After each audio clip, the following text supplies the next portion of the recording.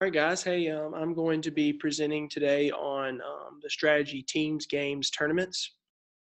And my name is Brian Long, and this is for our CIS 708 class. So, teams, games, tournaments is basically a strategy that's going to use the best sides of cooperative learning and competition to be able to help students learn curriculum, review for an assessment, and also increase classroom competition. It's also going to help students be able to memorize terms and ideas. And students are going to be able to compete in a structured competition in groups to be able to try to score the most points to win a game. There are a lot of variations, but I'm going to take you guys through one, and this consists of tournament type questions. So students get dispersed into teams of 3, usually 4, and you disperse it with different levels of achievement. So you want your high learners, your middle learners, and then your low learners all in the same group, not trying to stack one group at the other. And then teachers actually going to prepare a review 2 days before you're actually going to do the actual strategy, which would actually be 3 days before the actual test or assessment. And this review is going to be something the student can do on their own, that they can it's going to overlap with the actual competition. The day before the competition, so now 2 days before the test, the students are going to review in their groups. Teachers going to help answer questions about materials, but the students are actually going to be teaching themselves. So this is where the cooperative learning part comes in. And then the day before your assessment is when the actual competition will take place. Each student from the group will be responsible for competing, and each student will go to a table with students of comparable achievement levels, and they will compete against their fellow classmates of different teams. Play is going to begin with a player. However that's decided is up to you, but the play will begin with one student. The student immediate to that student's left will be the challenger, labeled the challenger. The student to the right of the player will be their checker. And so the student, the player who is going at the time, will draw a card, and the card will have a question on it. The student will read the question aloud, place the card on the table, and then everyone at the table will write an answer for it. The checker, the challenger, people who are not competing at all at this time. The students will write their answers when everyone has finished. The challenger has an opportunity to challenge and say that they believe that they have the right answer. They can trump the player at the time. If the challenger is right, different things happen, but we will keep going. But the challenger has the option to challenge, and then the checker is also trying to check for the correct answer.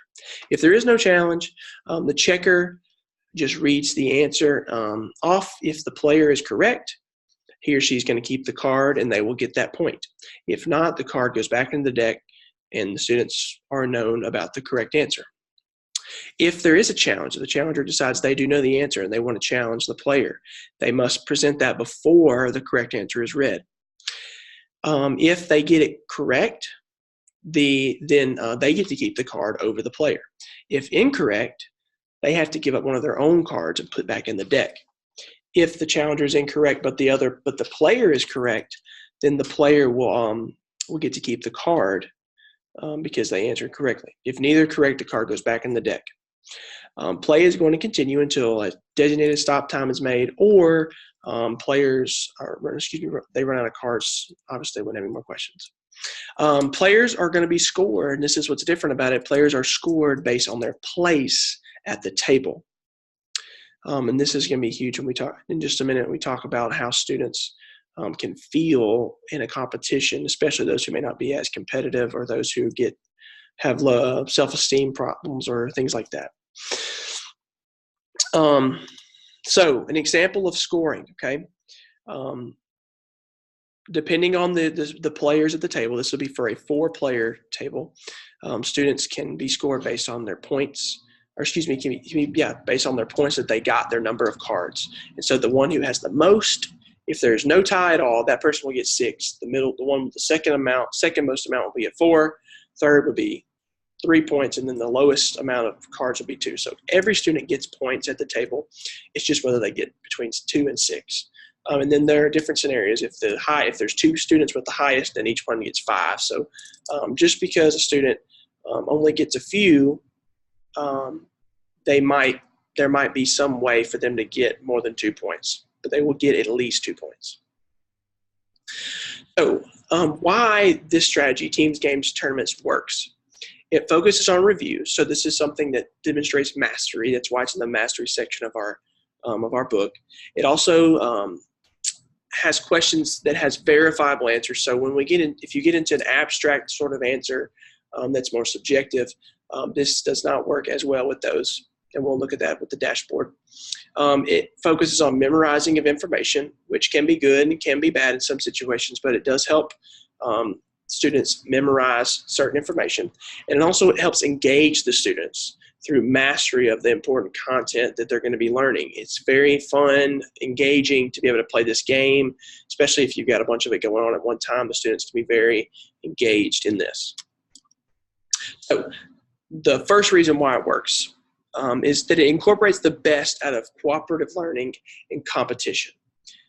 Cooperative learning helps improve academic performance. It's been proven to do that. It helps students with their social skills. They have face-to-face contact, but teachers often find it difficult to manage because their students are doing so many different things. But it's really helpful because students can help their struggling teammates be able to understand content so that they can maximize the points that they get. If the students understand that I have to help my teammates or else I'm not going to win, then they're more motivated to do it. I have students who don't like to help lower achieving students because they don't want to take the time to do it. But if you give them a reason and it's going to benefit them, they will much more easily help. And on the competition side, competition can increase motivation, but it also can lead to aggression. And so losers can feel bad. The winners can kind of make the losers feel less than.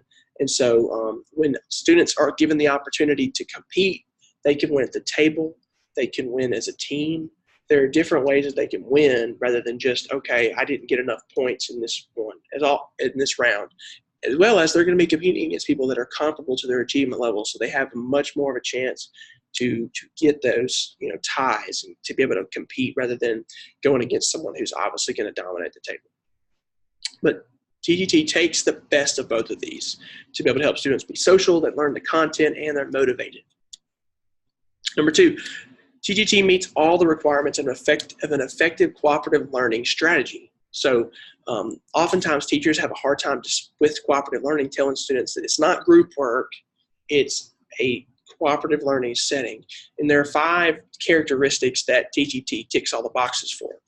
The first is highlighting interdependence among group members. When they're working and they're studying and they're preparing with their groups, that's why they're going to do that. They're also going to help students be accountable for individual work when they compete by themselves at the table. They're being individually accountable. It's going to promote face-to-face interaction and small group skills over time as this strategy continues to be used. They're going to get this face-to-face interaction and being able to work in a group. And finally, it's going to help them be able to process to become a better group member, especially as they reflect. We'll talk about it in a minute, but they're going to study and prepare efficiently and learn how to do that. Number 3, they're going to build student learning through repetition and variation. A quote from the book said this: "The simple fact is that repetition strengthens connections in the brain. On the other hand, too much of the same thing can be boring to the learner." This is by Eric Jensen and his book. And so the idea is to take repetition, but to vary it. If they do the repetition the same way every single time, they're going to get bored with it. But if you take repetition, which seems to be like you would be doing the same thing every time, and you vary how they do it independently, cooperative study in competition, it helps them to be connected to it and motivated to do it rather than being bored because they're constantly looking at flashcards or whatever it is. Number 4, it's also going to provide the teacher with good assessment data. whenever the competition's over, we see they each had an answer sheet. We know who scored what, how well they scored when they did it. Number 5, it's going to use a motivation-based scoring model. So like I said earlier, no student comes back with 0 points. They get between 2 and 6. So there's never a point where a team can feel like we just cannot win, or we have no chance at ever winning because we just don't have the right amount of enough high achieving students, because each team has a semi-even, as best as you can, distribution of high, middle, and low achieving students. And adjustments can be made during the competition. So if a student seems to be really dominating a table, they can be moved up to a higher table where they'll have a harder time dominating and winning every single time. But the point is that each student can experience winning, whether that's as a team or in the table individually. And lastly, it's going to incorporate a lot of different question types. Obviously, like I said, we cannot do more subjective, deeper, more abstract ways of asking questions, because questions have to be answered in a timely manner, but they don't have to be rote memorization and factual recall all the time. They can have verifiable answers in a variety of ways. So, for example, in the book, French teacher did this strategy, and she asked these questions: what is the significance of each color of the French flag? Asked about the region of France that attracted many artists, and asked them to name the region and the 3 artists that visited this region to paint. And then she asked them to translate something. And so these are 3 different ways that she asked that in the French curriculum on this, and these all could be answered with verifiable answers. So how to actually use this in our classrooms? It's going to look different. I'm a science teacher. It's going to look different for an English teacher. It's going to look different for a math teacher. But there are some general things that we need to pay attention to. Teachers need to make sure we prepare. This is not something you can do the night before. This is not something you can do in 30 minutes to an hour. Teachers have to prepare short answer objective questions, answer sheets, and study sheets. Teachers need to make sure they put the students in groups with intentionality to distribute with different achievement levels and even distribution of those achievement levels. Teachers should also give the students time to review. So like I said, there's those 3 days before that assessment, they got to be able to review, whether that's taking it home for homework or doing it in class alone. And then they also need to have time to review with their teams. Then they will have to be assigned places to compete. They will have to know who they're going to compete against and see where they're going to be. And then the teacher has to explain and model how students should act in each role, whether they're the challenger, whether they're the checker, whether they're just watching, or they're actually playing that round. Then the teacher must collect the scores, check the results, make sure that everything is, flown smoothly, or make sure that no one is cheated and counting their scores up. And then teachers can get really creative with it. They can maybe have a bulletin board of posting the winners and celebrating the team and the individual efforts. And so the main thing we have to think about is how we're going to plan this. Like I said, planning. So the role of teacher, what the teacher must do. The teacher must select the teams. Students will want to be with their friends. The teacher must select the teams. Teacher must choose the content to be learned. More on this in a second. Teacher must organize the tournament. The tournament needs to be planned out way ahead of time so the teacher knows exactly what's going to happen. The teacher needs to prepare the necessary materials and practice for the practice and the tournament sessions, and they need to help the students process and reflect on the outcomes, which is going to be huge at the end. So to start, teacher needs to identify the goals and the objectives for the lesson. The lesson needs to be able to fit the mold of the game. If the lesson is more abstract and the questions that can be made are not short answer style, it will not fit into this strategy, and so the strategy would not be the best thing to use.